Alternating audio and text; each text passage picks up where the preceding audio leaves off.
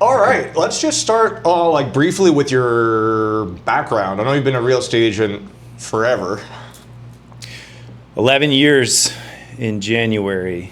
My background actually, I went to Michigan State University after graduating from Grand Haven High School. So I've been in West Michigan my whole life. I kind of did the triangle of Grand Haven, Kalamazoo, and then Grand Rapids now. So I've never lived outside of West Michigan. However, I studied marketing and graphic design and advertising at Michigan State, and then I joined the corporate world right out of school. Everyone was looking for a job, and I got one right out of school. I was basically the marketing director at and in the office furniture industry, specifically in lighting, out of Grand Haven. So I was doing marketing, running branding through all of our product sheets and all of our product guides. And I looked around and in my cubicle and I was like, man, everybody's been here since 1986, doing the same thing every day in the same cubicles. And then one standout conversation I had with a friend, a salesman there who had graduated from Michigan State in the 80s. He graduated with half of the debt of his salary. And I graduated with double the debt than what my salary was. I came out making $42,000. I had $80,000 in debt. And I'm like, something's messed up. Like, something's not right. And him and I had that conversation of like, what is going on? And he's like, yeah, it's just the economy. Things are different. And so I started realizing, I'm like, there's no way I'm going to be able to get ahead. There's no way I'm going to be able to pay off this debt without spending 50 years doing it if I'm making $40,000 and relying on, the corporate world to pay me. What do you think it is? Because what you just expressed is a very, very common thing that many people graduating even now from college, we've known about this phenomenon where you graduate with way too much debt and then have a very hard time getting ahead in life, especially, depending on your trade. Like a lot of doctors, they're 20 years into their career still in medical debt or from school, right? Right. The vast majority of people seem to not be able to get out of that trap and do something about it. What do you think made you different? Well, for one, I want to touch on the lifestyle creep, right? Like, doctors can make $300,000 a year and still live paycheck to paycheck because their lifestyle matches, their money. It's like, oh, I realize I'm making more money. I can buy more expensive stuff.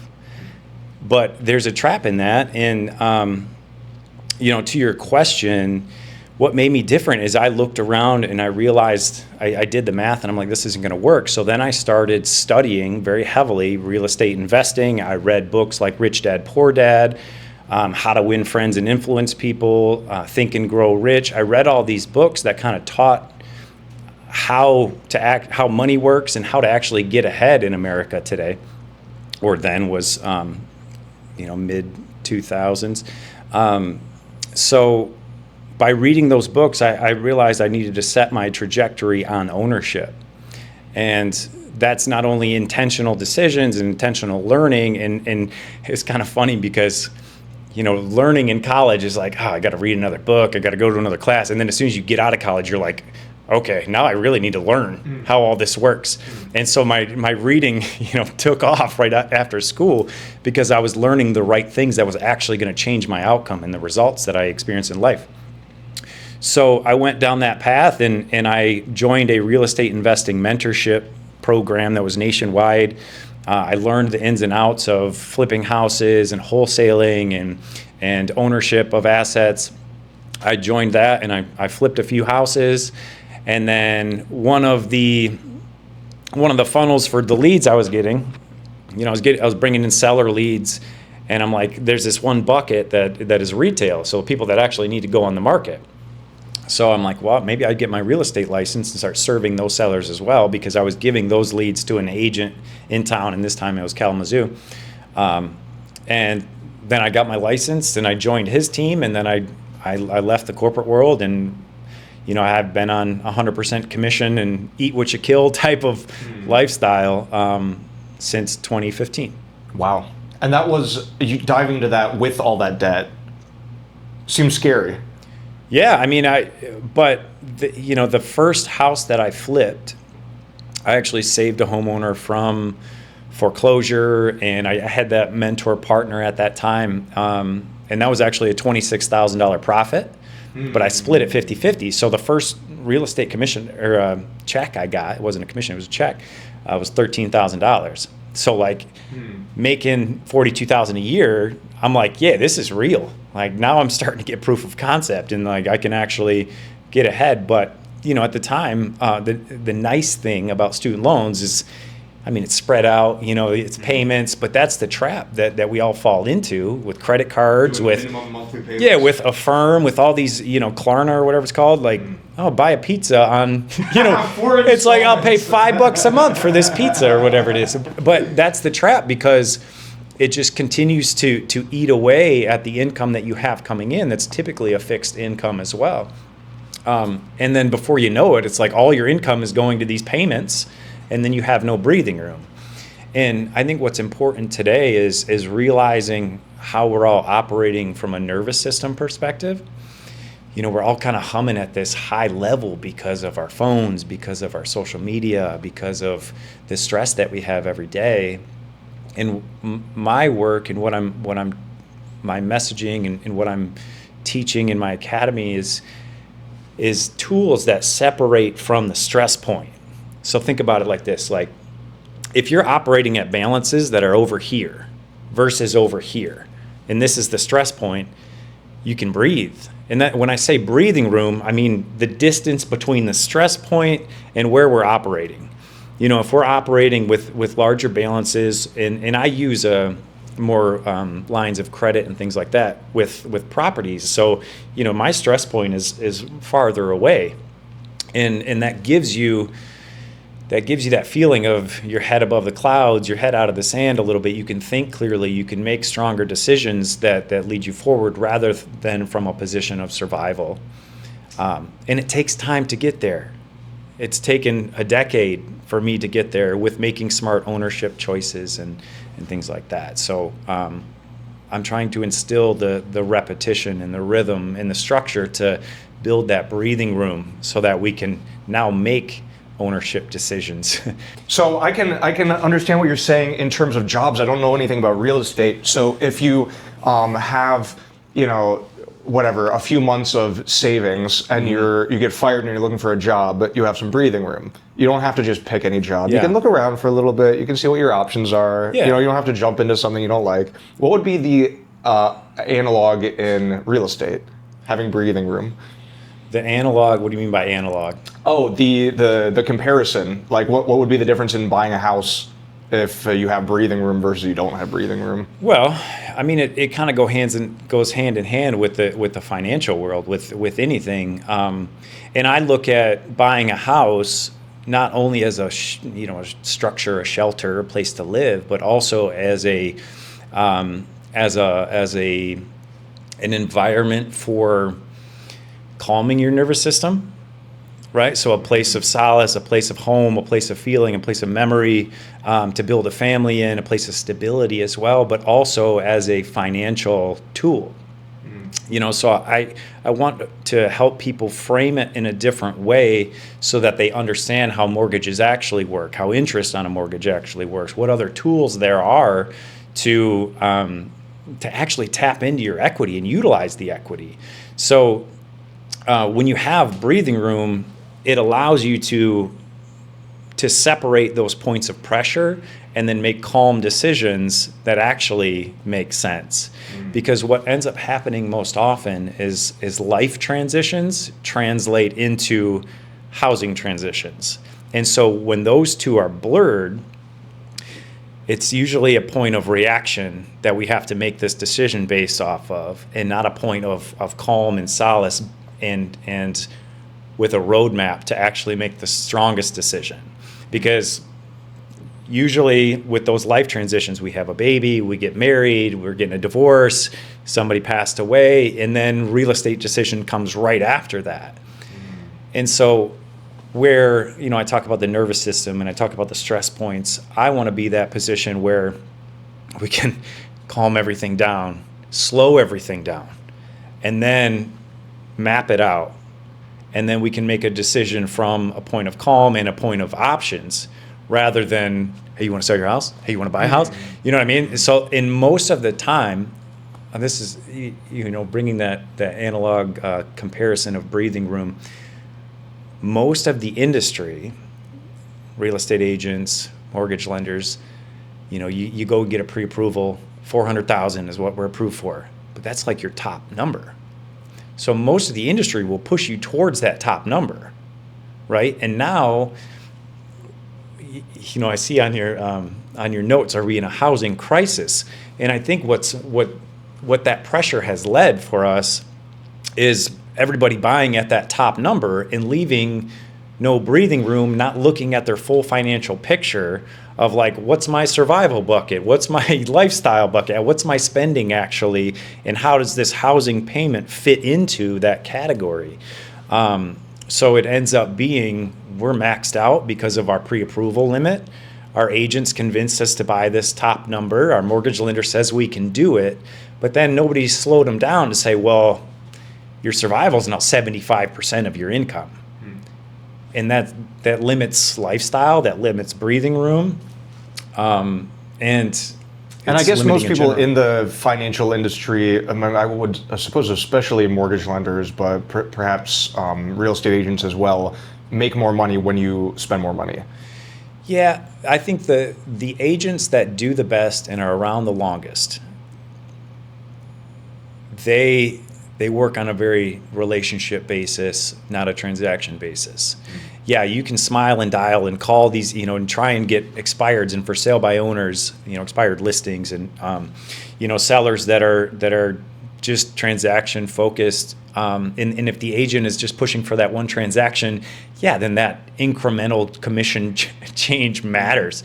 But really, in the grand scheme of things, from a business operation perspective, that's very short-term thinking and is not best for your clients. Ultimately, your job as a real estate agent is to be a fiduciary advisor to your client. That is your legal obligation. So, but it's tied to the outcome, right? So if I can help you get a house for $300 rather than $325, my legal obligation is to get $300 for you, meaning you're on the buyer side. Right. So the incremental 3% of that $25,000, most agents are not actually thinking that way, but the consumers are looking at it like, oh, well, if I buy it for more, then you'll get more. It's like, it's such a short-term thinking that I don't think most agents are actually operating that way, because one transaction, say if you were to buy a house, 3, 4, 5 other people in the next year that are going to be looking for an agent. So I'm going to be looking for another one eventually. So then if I push you to 300 and you feel like, oh, you did, or no, if I push you to 325 and you feel like I hear this a lot where it's like the agent was like, it was like they were on the other team. Sure. If I push you that direction, then you're not going to want to, share your friends and family, the experience that you've had. So it's a big ripple effect of a client experience. And if the client doesn't come first, then, the agent's going to go out of business like 87% of agents do in the first year. And then 90-some% in the first 5 years. So with that, it's like we have a whole new rotation of new agents coming into the business every single year. And most of them aren't selling many homes. So I've got 2 follow-ups. Let's talk about that first. You'd said this to me before, that a lot of new real estate agents aren't selling a lot of homes. But it seems to be a really common career path that people go into thinking, this is the way I'm going to make a bunch of money. I can see it only takes me a month to get the license. I'm going to get the license, sell a bunch of homes, make a bunch of money. Mm-hmm. That's not the case.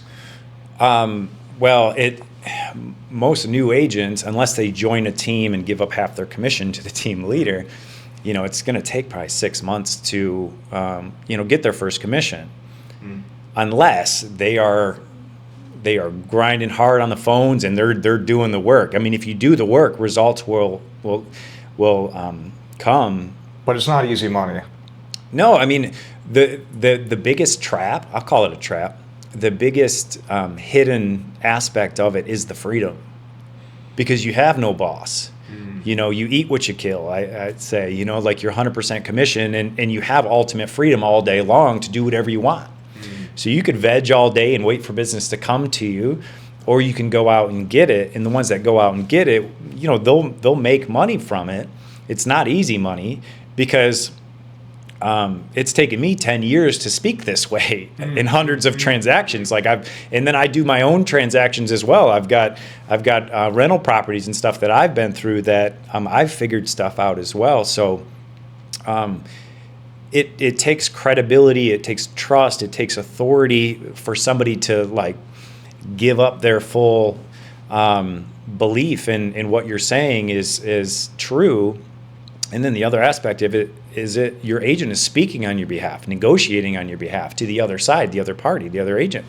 So you have to fully trust that person to execute on the negotiation, on the handling of your decision, which is like, yeah, I think we're going to counteroffer this. It's like, okay, you're going to trust a new agent to present that and frame that counteroffer in a way that'll get accepted. Right. You know, so how many houses have you sold? Oh, you're my first client, hoping for my first. It's going to be but difficult maybe to get started. Here's the thing. I think 75% of consumers, call them sellers or buyers, 75% of buyers or sellers hire the first agent that they talk to. So that goes to show you most consumers don't really know what to look for when it comes to a real estate agent. If they like them, if they're saying the right things, and it could be scripted, it could be, what they were specifically taught. It's a lot easier than shopping 3, 4, 5 agents and going through that work and that resistance of like, who do we pick? It's okay, she's here, let's do it. Let's give it a shot. And then they look at it like, as the buyer or seller, it's like, well, what's it's free. I don't have to pay anything until we close. So if you don't close, then I don't pay anything, or I'm not losing anything. But you're actually losing time. You're losing positioning. You're losing leverage.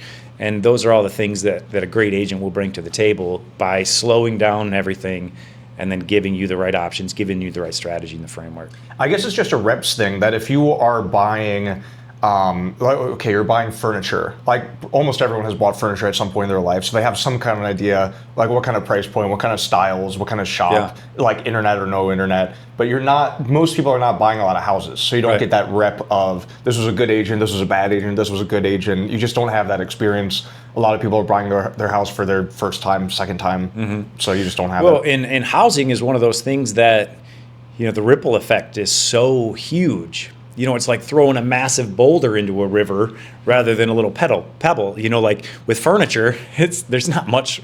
Okay, what's going to come from this furniture? You mess up, okay, get a new chair. Yeah, it's like, all right. But the house, now you've got, your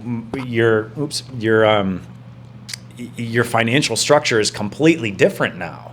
What's your surplus now? What's your breathing room? Did you completely drain your emergency moat that protects you? The financial implications of that, and then not even getting into the condition of the house. Right, your life, those are your new neighbors now. That's your new neighborhood. Exactly. That's the road you live next to. Right, and most ownership decisions when it comes to housing, on a 7 to 10 year span is really where you get the major leap in equity and the major leap in wealth growth. So if you're going to have to sell it in 2-3 years, you're probably not going to do all that well and financially on it unless you bought it in 2021,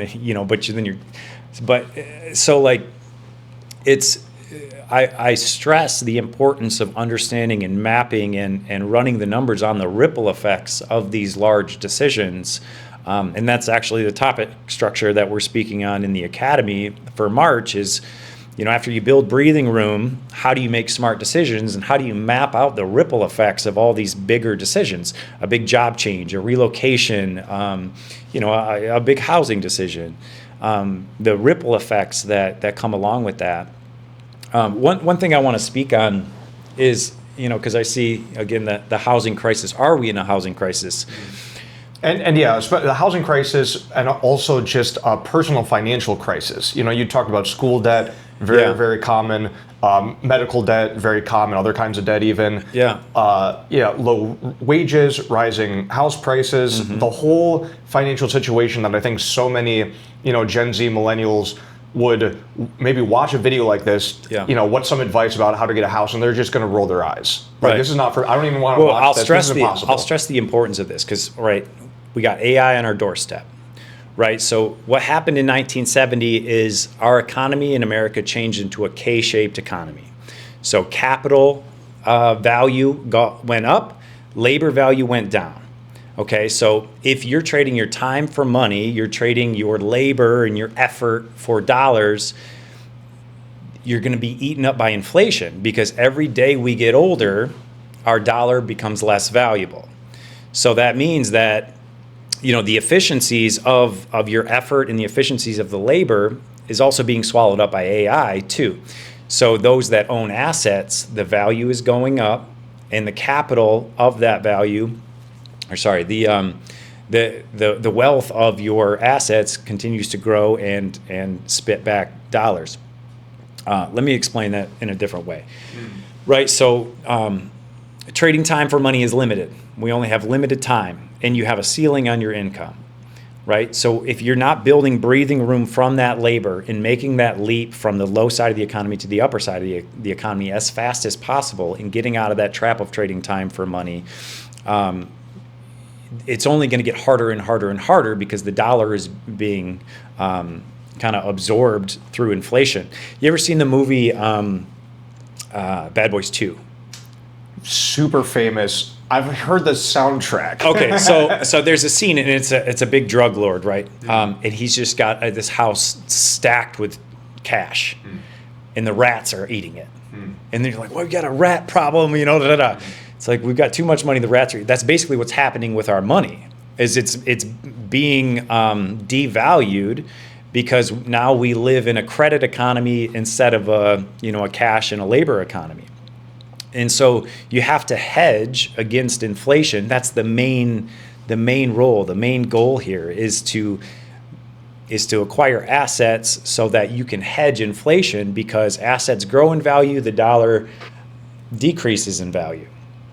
And so a lot of my work is helping people not only understand that, take a snapshot of our current economic position, and make that leap into ownership as fast as possible so that they can get away from that trading time for money and that wage reliance, because wages are going down and assets are going up.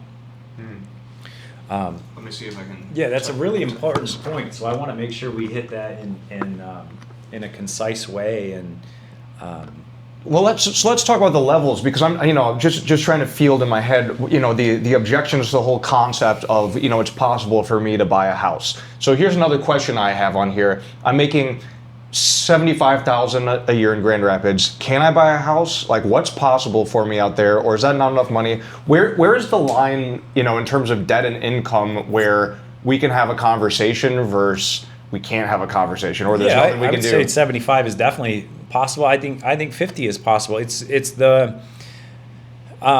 your commitment to ownership is the importance, because with that level of income, I mean, you can get into ownership with 0% down, 3% down, 5% down. There are options. There are programs, government grants and things like that to bridge that gap of down payment. Now it comes to the debt to income ratio, is what it's called, which is what the mortgage lender is going to be looking at. How much money are you bringing in versus how much debt obligation you have going out, plus the new payment, right? And easy benchmark is about 50%, give or take, depending on the loan type. So if you make $10,000 a month, right, and you've got 2 car payments each at $1,000, and then you're looking at a mortgage for $2,000. Now you're at $4,000, right, of the $10,000 that you make, right? So you have a 40% debt to income ratio with the new payment. That would pass, right? You would have that ability to go and get approved for that mortgage. But again, we want to look at the full financial picture, not just the upper limit of what's possible. And I say that to simplify that, it's what percentage of your income is going to survival. And survival is housing, utilities, your transportation to work, your minimum payments for your debt. What are the expenses that is keeping life going, keeping your income going?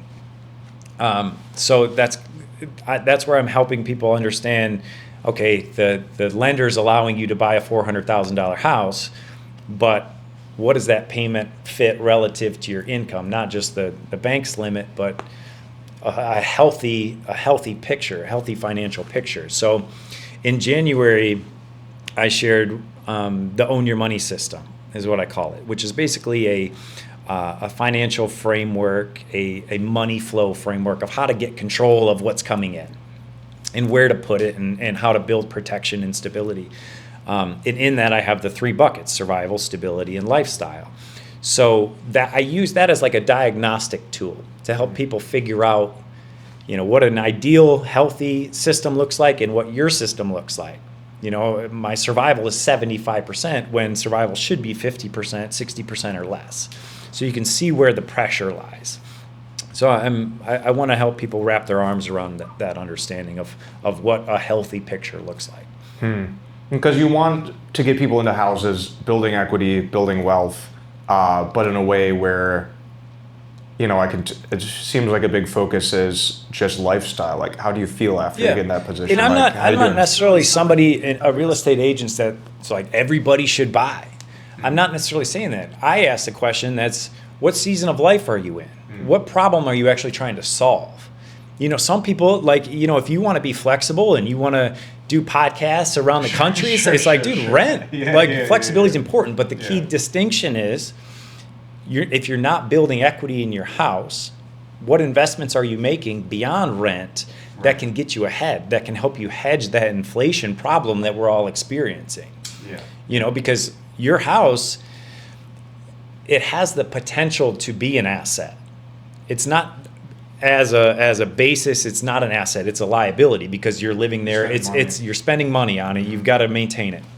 But the way I do it is I use it as a capital engine, I use it as a liquidity engine. I strategically improve the value, I force appreciation into it.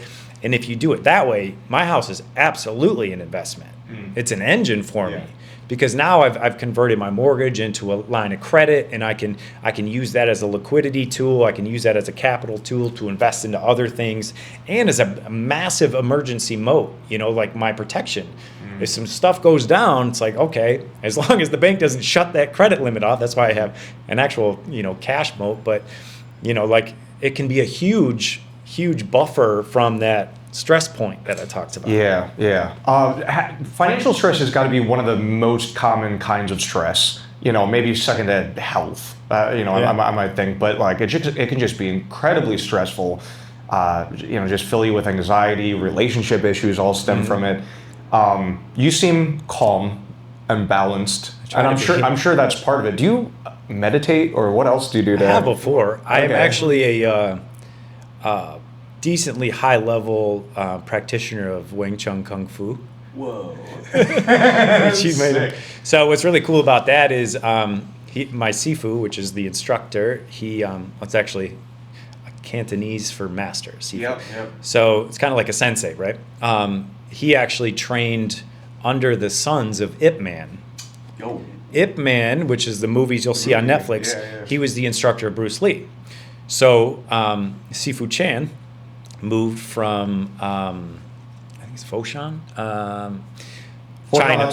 Canton, yeah. I think that's so. Canton proper. I think he moved from China to Wyoming, Michigan. Whoa. And I'm like, let me go train under this guy. And so you ask about meditation. What I've learned in Kung Fu is structure. I've learned relaxed readiness. And so structure allows you to transfer energy through your skeleton into the ground and not use muscle as force, but use the ground in structure and bone alignment. And then relaxed readiness is not being tense, but being calm and then ready to strike when you need to strike. And there's also, the center line theory and staying on the right path and protecting your center line. And those can all translate into business. And actually on my Instagram, on Moorhead Residential, I have a post where, the principles of Wing Chun translate into business, and what I learned from Wing Chun, and how I can kind of curtail that into understanding business and operating in business. So I've learned a lot through that, but also in just, I've established through ownership, through wealth building, a separation from stress points, and just being able to just kind of calm my nervous system. And when it comes to finances and financial stress, We're clipping it. It's all good. it's all right. Like it's not so much buying and selling and doing this and building breathing room. It's what does that actually do to the feeling in your chest? The nervous system. How do we bring that down? How do we calm that situation? And I have the unique ability that I think I've cultivated over these years, because real estate is a fickle game and it's high stress, and I've developed the ability to kind of absorb emotion and just calm the room down. And I've been through transactions where I've got 4 or 5 family members there because they lost grandma, lost a loved one, and they're all looking at me like, all right, don't mess this up, dude. And I've had to be in that role. Actually, when my grandma passed, I had to be that role for my family. 2 aunts, 2 uncles, and my dad. I've had to sell her house that I've had 32 holidays in. That's where I've been in that position where it's like, dude, this is really hard. Yeah. But we've got to do it, and I'm not going to let somebody else come in and mess it up. It's like let me just kind of calm the room down and map things out, and then with the mapping we have options, and then through those options we can make the best choice. And that comes with time, and that comes with experience, and that comes with real estate transactions. At the end of the day, it's very repetitive. The process is the same, but it's also vastly different every single one. And when you've gone through hundreds of those scenarios, you can start to kind of see what comes next, because you know the process and you know what decisions lead to what results and what outcomes. But being able to kind of navigate your way through that and calm the chaos is. I relate it to because I've got a boat and my family's always been in sailing. I relate it to a captain of a ship. Right, you only know the value of your captain when the storm comes. When we got to navigate through all the chaos, and that's what a real estate transaction sometimes is. You could decide you're going to list your house as a for sale by owner and handle all this yourself, and it looks easy. It's like, oh yeah, we'll just list it. It does look easy. But then when the shit hits the fan, yeah, that's the value of your captain. Like some of my real estate transactions are very easy. It's like, oh, that was easy, and then you look at the commission and you're like, wow. Did I deserve that? Mm-hmm. But then you look at transactions where you're in some really heavy stuff where, maybe it's an inheritance, and then the buyer loses their job, or the buyer, goes and buys a boat before closing or something like that, and you're like, now what do we do? Or the appraisal comes in $10,000 less. And then the stakes are just so high that having a professional in your corner to navigate those things. I think of law the same way. That I haven't. Exactly. Thankfully, I haven't been in a courtroom many times. It's gone great every time. But I always imagine, anytime something comes up, I always imagine like, I can do this by myself, right? Yeah. Like, this person's pissed off at me. It wasn't my fault. It's not a big deal. I'll just tell the judge. I'll just tell them, And then you try to do it yourself, and then you're in jail for 2 years. Exactly. Like, get all the way. And I case in point, I got a couple examples. I went through. So this last 2 years, I'm about to spend about $200,000 on renovations to property, 2 properties. So big renovations. Yep. I'm in a stabilization phase where I'm trying to just stabilize the condition for 30 years, open up liquidity through credit tools. So my cabin that I run as a short-term rental, it's in Fenville, just outside of Saugatuck. I just did a massive $80,000 renovation there. I did a lot of the work myself with a friend of mine. And what I realized, come this sub-zero temperature winter that we just had, I unconditioned the crawl space, meaning I converted the furnace that blew heat through the ducts that ran through the crawl space into mini splits that just blow from the top. So now the crawl space is unconditioned because I lost the radiant heat from the ductwork. My plumbing is all under there. So now sub-zero temperatures, I'm dealing with frozen pipes and all this stuff because I made that big change. Now the question is, if I would have hired a professional plumber or a professional HVAC guy that, or had somebody else manage the whole project, would they have had the wherewithal, the foresight to realize, dude, if you switch this, now you're gonna have plumbing issues. I did it myself, and now I'm dealing with the ramifications of that. Now also, the house I live in now is 1930s, kind of colonial style, all stone facade. Really cool house.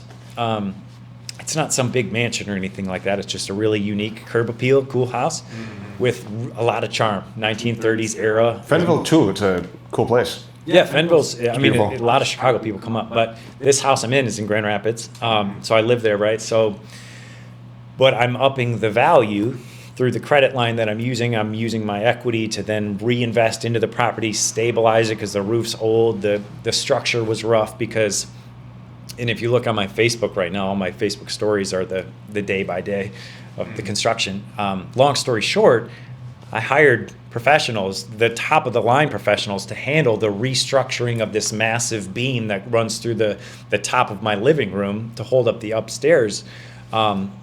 And I know confidently, based on the work that they're doing there and how they're doing it and the protections that they laid out, I'm like, yeah, this is why you hire a professional. Because I wouldn't have done any of this, and then I would have had messed up hardwood floors. I would, I would have probably, the structure would keep sagging 10 years later, and now I've got cracks all over, and so it kind of goes to show the difference between hiring a professional and doing it yourself. It's the risk. If you've sold 100 homes, you're probably a lot better than if you've sold 0 homes. Well, like you said, there's so much stake. And think about it in terms of housing prices, right? How, okay, it's inflating, call 4, 5, 6% a year. The commission's 3%, and the amount of buyer demand that you create for a property has a direct impact on the price that you get for it. And most for sale by owners that operate at 20, 25% buyer demand, they typically sell 8 to 15% less than an agent represented home because of that basic economics. The more buyers we create, the more feeding frenzy we can create, the more opportunity we get multiple offers, and the more leverage that we have to get the top end retail price.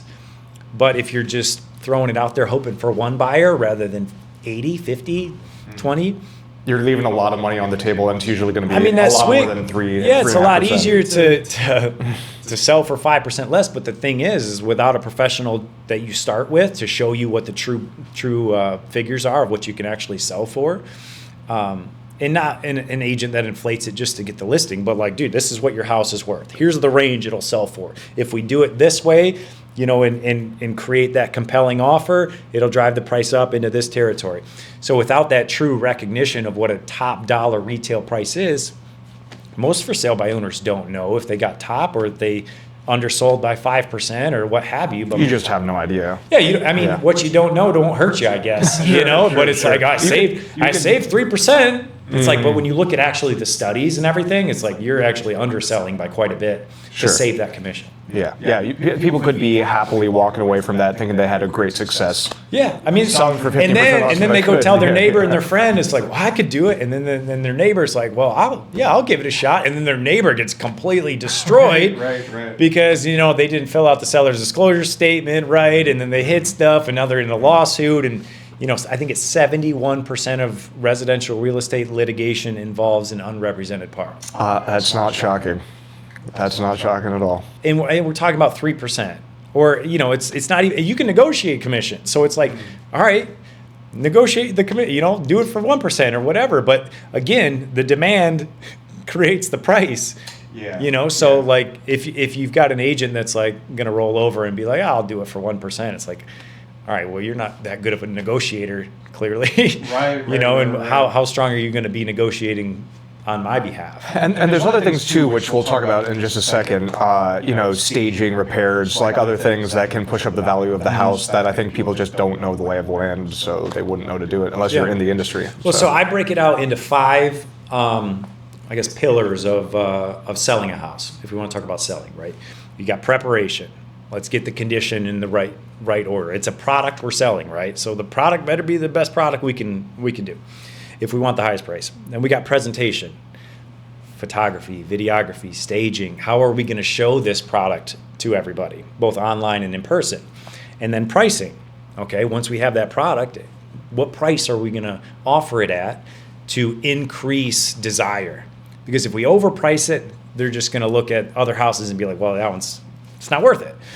But if you underprice it, oftentimes, especially in our market, it drives the price back up, and then the market will create the price. That's why demand, basic economics tells you demand equals price. So if we create a compelling offer, a compelling price, a compelling presentation, more people will be interested, we'll get multiple offers and drive the price upward. The next is exposure. What is your agent doing to get the most amount of eyeballs possible, both targeted, who's the perfect avatar buyer for this house, and then what about everybody else? What about all the agents? The agents have all the buyers, so what are they doing to get it in front of the agents? And then the last is negotiation, right? Once we have deals, what's our leverage, and how do we interpret our leverage, and how do we craft and structure offers and agreements so that we can keep that initial price all the way to closing, right? Because with most for sale by owners too, they get that price and they're like, oh, I got the price, and then it's like you get an inspection done and and then it's like the buyer has all the leverage once they remove you from the market. So knowing the game and knowing the landscape and how leverage impacts and how different aspects impact your leverage and your price and your closing probability all comes into play. This is why you should hire an agent. One final question before we go to the hot wings section, which doesn't entail hot wings. You probably see what it entails. I love wings. Buying versus renting in 2026. Yeah. Again, the market has changed so dramatically in the last 10 years, and it's always changing, even year to year. But where do you look at the advantages of renting versus buying in a given market, and especially right now in the West Michigan market? Yeah. I don't necessarily want you to look at it from a snapshot point of view, from a monthly comparison point of view, because the structure is completely different, right? If you can get into this house for $2,000, if you can get into this house for $2,200, if you own it versus renting, that's not the comparison to look at. You want to look at what season of life you're in, like I talked about. What's the benefit to each? The flexibility. Are you in a position where you want to build a family and start having long-term, stability? Then yeah, buying makes more sense. But if you want to have the advantage of maneuverability and be able to get out in 10 months or 12 months, then renting makes more sense. But if you look at it from a monthly payment perspective, you're not factoring in appreciation. You're not factoring in management and maintenance. You're not factoring in equity growth, and you're not factoring in principal pay down. You're not factoring in 7 to 10 years from now what that window of opportunity now looks like because you bought, right? I look at ownership versus renting not from a monthly payment perspective, but from a liquidity moment perspective. And what I mean is, like, in 7 to 10 years, if you've been in the game of ownership, owning a house, now you've built all this equity. What does that equity provide for you? And what can you do? And what will that slingshot you forward into a whole new realm of wealth? What does that look like? We could boil it down to, all right, look at the net worth of owners versus renters. That's one thing to look at. But the trap that thinking that renting is better than buying allows you to fall into is that most people don't invest the remainder. Okay, so if renting is $2,000 and owning is $2,500, and then owning comes with other costs too, management, maintenance. Okay, so say owning costs $3,000, so now you got a $1,000 delta. Most people don't invest that $1,000. Yeah. Right. So I'm all for renting if you're going to invest the difference. And that's like if you follow Grant Cardone, he's like, don't buy a house. But most people aren't going to do the investing that he's talking about above and beyond the rental cost. So for most people, stability is more important, and the forced savings, the forced equity growth, and the forced nest egg is really what homeownership allows. That's how I look at it. Don't get falling into the trap of the snapshot. Right, or the rule of thumb, like if you make this much money and rent is this, then buy a house. Yeah, Like, there's a lot of variables. It's the full going on financial here. picture and the full investment strategy. And for me, like this is my, real estate's my game, right? So, like I said before, my house is an asset because I've manipulated it to be through forced appreciation and now financing tools that really give me power. I can't do that with renting. 7 to 10 years, if you're renting for 10 years, it's like you got nothing, man, unless you're investing the remainder. But still, you can invest the remainder above and beyond housing too, right? But now I have tools that I won't get in the weeds on, but now I have tools, it's called Velocity Banking, that I use to pay down mortgages in 5 to 7 years versus 30 years. Damn. That money flow system actually beats out even a 2% interest rate. I've traded in a 3% interest rate for this system. So now Damn. I'm in a position where it's like, I make an extra $10,000. Maybe I flip a car. I won't flip a car. This is just an example from a client. But, I make an extra surplus of cash. Now I can dump that into the balance. Now my balance goes down. So does my payment. And I keep the liquidity. So like if most homeowners have a windfall of cash, putting it into the house traps all that money. You can't use it anymore. But with this way of doing things, gives you a lot more freedom. So that's something I'm going to be teaching later on this year. That is very, very appealing. That is very cool. But you got to be disciplined with it. Of course. Not everybody. It's not. I selectively share it with my clients because not if somebody opens up a big window of liquidity and they go buy cars with it, it's like, dude, you're going to end up in a much worse position. So yeah, I think that's the most common is you get, a $20,000 bonus from work and like it's, time to play, Well, and it's then, time to party. the gap I'm trying to fill is the financial literacy conversation that the schools didn't teach us at all. And what's an asset? What's a liability? What's a car? Is a car an asset or a liability? And then the snowball effect of that debt and that interest, and how big of a gap that creates when you don't pay down debt and you don't, you rely on credit cards and you rely on those interest heavy payments. One example is, because if you're carrying credit card debt at 20% interest, right? But you're also paying for Netflix, you're also paying for whatever else, subscriptions. If you're carrying credit card debt, but your Netflix subscription isn't on your credit card, but you're paying cash for it. It's like, well, it's the opportunity cost. If you took that $25 and paid down your credit card every month, you're saving 22% interest. But if you just, look at it like, well, it's not on my credit card. It's like, well, you look at your full financial picture. You still are paying 22% on that money. Yeah. So that's where moving things around, taking the full look at the picture and being able to decipher what's going to be the heaviest win for you. And soon I'll be teaching in my academy debt cleanup, the different strategies for paying down debt strategically, the snowball method, the avalanche method, and then, what that breathing room creates and then what to do with that breathing room and when's a good time to pay down debt versus creating stability.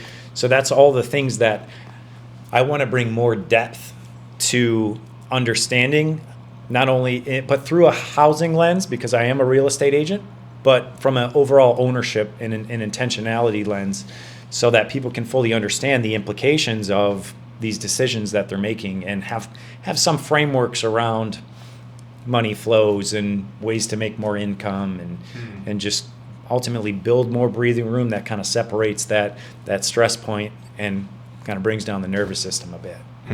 I love that you keep emphasizing that.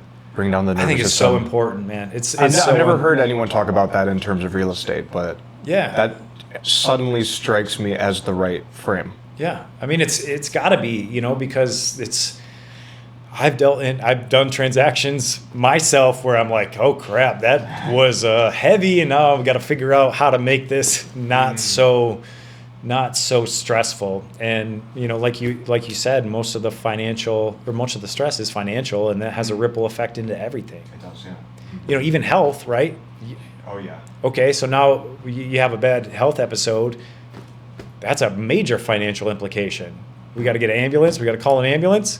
There's $5,000, and then it's like, now what are the medical bills? And then so a lot of America is built around just slowly pulling money away from you, and you've got to be intentional about cutting those off, especially now with social media, where it's everything you see is like perfectly attuned to get you to make a buying decision. Very good. Yeah.